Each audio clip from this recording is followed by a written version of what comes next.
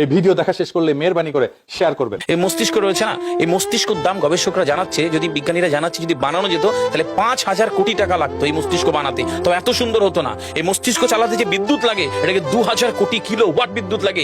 একটা মস্তিষ্ক পুরো বাংলাদেশ চলে যাবে, আর কিছু বিদ্যুৎ বাইরের দেশে বিক্রি করে এই দেশ টাকা রোজগার করতে পারে। এই আপনি চিন্তা করেন যে শিরোপশিরা গুলো, একটা তারের হেডফোনকে পকেটে দেবেন আর বের করবেন, দেখবেন ছাড়াতে হচ্ছে, জুড়িয়ে যাবে। এই পুরো শরীরের মধ্যে এরকম জড়ানো পেছনে যত শিরা আছে না, এই শিরাগুলোকে বলা হয় খুলে খুলে রাখা হলে 11 একর জমি লাগতো, 11 একর জমি লাগতো। কেন ইমাজিন আমাদের মধ্যে কি রয়েছে, পুরো শরীরে 650টা মাংস বেশি রয়েছে, যা ইনস্ট্রাকশন দেবেন তাই করবে।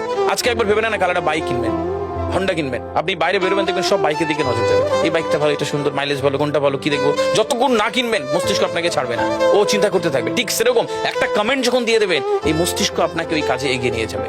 পৃথিবীতে মানুষ না বেসিক নিডস গুলো ফ্রি পেয়ে গেছে। ভাবুন তো একবার, পৃথিবীর সবচেয়ে লাক্সারিয়াস ড্রিঙ্কের নাম জানেন? পৃথিবীর সবচেয়ে লাক্সারিয়াস ড্রিঙ্কের নাম হচ্ছে পানি। পানি, জল।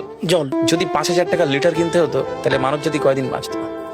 তো পৃথিবীর পানিকে ফ্রি করে দেওয়া হয়েছে। অক্সিজেন, একটি গবেষণা জানায় সারাদিনে একটা মানুষ যত অক্সিজেন নেয় টাকা দিয়ে কিনতে হতো তাহলে 3.5 লক্ষ টাকা লাগতো একদিনের। শুধু রাত হয় বলে আপনাকে কত টাকা ইলেকট্রিসিটি বিল দিতে হয়, তাই না? ফ্রি পেয়েছি। আমরা সারাদিনে যতবার অক্সিজেন নিই, শ্বাসটা নিই, 17,609 থেকে 23,608 বার। এই যার একবার দমের কষ্ট সে জানে একবার শ্বাস নিতে কত। তাহলে বেসিক নিডস গুলো তো ফ্রি, আর বাকি জিনিস আল্লাহ সুবহানাহু ওয়া তাআলা দিয়ে দিয়েছে। আপনার আমার জন্মের সময় সব দিয়েছে, একটা উইল পাওয়ার ঢুকিয়ে দিয়েছে, বাংলা ইচ্ছা শক্তি বলে।